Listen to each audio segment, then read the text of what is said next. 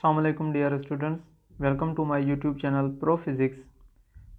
आज हम स्टार्ट करने जा रहे हैं 9th class physics Sindh syllabus, इसका चैप्टर नंबर 2 काइनामेटिक्स, उसके सेल्फ असेसमेंट क्वेश्चंस। आइए स्टार्ट करते हैं फर्स्ट क्वेश्चन से। डियर स्टूडेंट्स, फर्स्ट क्वेश्चन हमारे पास है डिफाइन काइनामेटिक्स, जैसे कि चैप्टर का नाम ही काइनामेटिक्स है और फर्स्ट वन क्वेश्चन हमसे पूछा गया डिफाइन काइनामेटिक्स। तो स्टार्टिंग में फर्स्ट पॉइंट इसका, the word kinematics is derived from Greek word kinema which means motion. कि जो वर्ड काइनामेटिक्स है वो ड्राइव्ड हुआ है कौन से वर्ड से? ग्रीक वर्ड से, काइनेमिया से, जिसका मतलब है मोशन। और इसकी डेफिनेशन हमारे पास क्या है? Kinematics is the branch of mechanics. कि ये जो काइनामेटिक्स है वो ब्रांच है किसकी? मैकेनिक्स की। That deals with the motion of objects, जो कि ताल्लुक़ रखती है या डील करती है ऑब्जेक्ट की मोशन से, without reference of force which causes motion.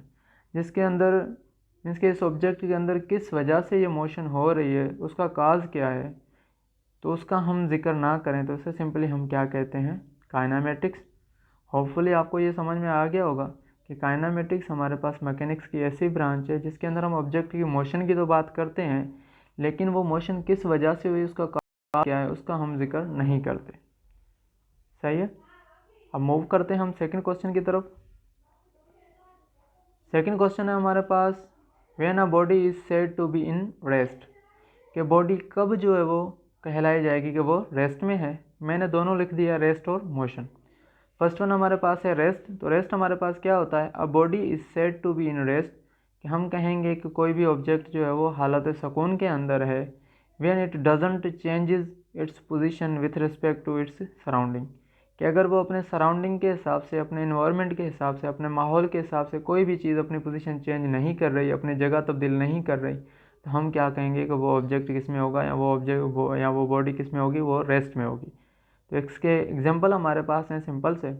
A book is lying on the table, कि जो बुक है वो टेबल के ऊपर पड़ी हुई है, तो जाहिर सी बात है, आपको भी पता है वो रेस्ट में होगी। वॉल क्लॉक, और अगर हम वॉल क्लॉक की तरफ बात करें कि जो मीन्स कि हमारे पास एक क्लॉक लगी हुई होती है वॉल के ऊपर, वो भी किस में है?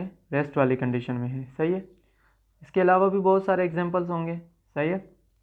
सेकंड में हमारे पास पार्ट है मोशन। क्या body is said to be in motion, कि कहा जाएगा कि एक ऑब्जेक्ट जो है वो किस में? हरकत में है।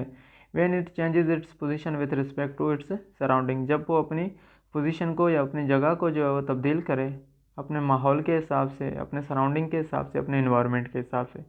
जिसका एग्जांपल हमारे पास सिंपल सा, कि cars moving on the roads, कि जितनी भी कार्स हैं या जितनी भी ट्रांसपोर्ट है, जितनी भी गाड़ियाँ वगैरह हैं, वो मूव कर रही हैं किसके ऊपर? रोड के ऊपर। तो वो क्या है? अपने सराउंडिंग के हिसाब से अपनी पोजीशन को चेंज कर रहे हैं। या फिर मोशन ऑफ प्लैनेट्स, जैसे आप देखते हैं कि मोशन ऑफ प्लैनेट्स हैं वो सन के अलोंग जो है वो अराउंड अपनी क्या कर रहे होते हैं? रोटेशन कर रहे होते हैं। तो ये भी क्या कर रहे हैं? एक ही जगह पे नहीं रुके हुए होते, ये भी अपनी पोजीशन चेंज कर रहे होते हैं। तो ये सारे किसके अंदर आ जाते हैं? मोशन के अंदर आ जाते हैं। आई होप कि आपको रेस्ट और मोशन समझ में आ गया होगा। अब हम मूव करते हैं क्वेश्चन नंबर 3 की तरफ। अब क्वेश्चन नंबर 3 हमारे पास है कि how are rest and motion related to each other. कि ये जो रेस्ट और मोशन जिसको अभी अभी हमने डिस्कस किया, वो एक दूसरे के साथ किस तरह से रिलेटेड है।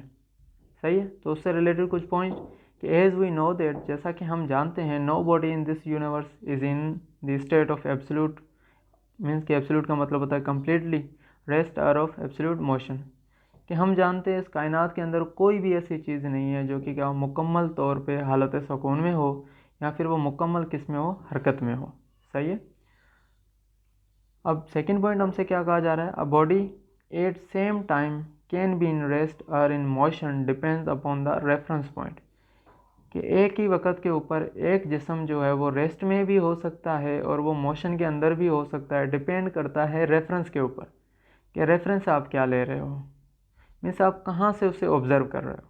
मिसाल के तौर पे, अगर एक गाड़ी जा रही हो, अगर आप उसके अंदर बैठे हुए हो, आपके साथ एक और पर्सन भी बैठा हुआ हो, अगर आप एक दूसरे को देखते हैं तो आपको लगता है आप हालत सुकून के अंदर है। लेकिन आप बाहर की तरफ देखते हैं तो अब आप क्या है? अब आपका रेफरेंस चेंज हो गया। अब बाहर की तरफ आप देख रहे हैं तो बाहर की चीज़ें आपको क्या? पीछे जाती हुई दिखाई देंगी, आप खुद को आगे जाते हुए महसूस करोगे। तो देखें, एक ही टाइम के ऊपर क्या है? आप रेस्ट पर भी हो और मोशन में भी हो। तो यहाँ पर एक एग्जांपल दी गई, a passenger flying on airplane. एक पैसेंजर है जो एयरप्लेन के अंदर जा रहा है, इज़ इन मोशन, वो हरकत में होगा, when observe from the ground, जब हम उसे किससे ऑब्जर्व करें, ग्राउंड से ऑब्जर्व करें, तो वो हमें ऐसा दिखाई देगा कि वो मोशन कर रहा है। But at the same time, लेकिन उसी सेम लम्हे के ऊपर, सेम वक्त के ऊपर, ही इज़ एट रेस्ट, वो हालत सुकून में होगा, with respect to other passenger on the aeroplane, दूसरे पैसेंजर के हिसाब से जो कि एयरप्लेन के अंदर बैठा हुआ होगा। That's how rest and motion are related to each other. इसी तरह से हम कह सकते हैं कि ये जो है वो रेस्ट और मोशन एक दूसरे से रिलेटेड है। सही है, होपफुली आपको ये भी समझ में आ गया होगा। अब हम मूव करते हैं क्वेश्चन नंबर 4 की तरफ।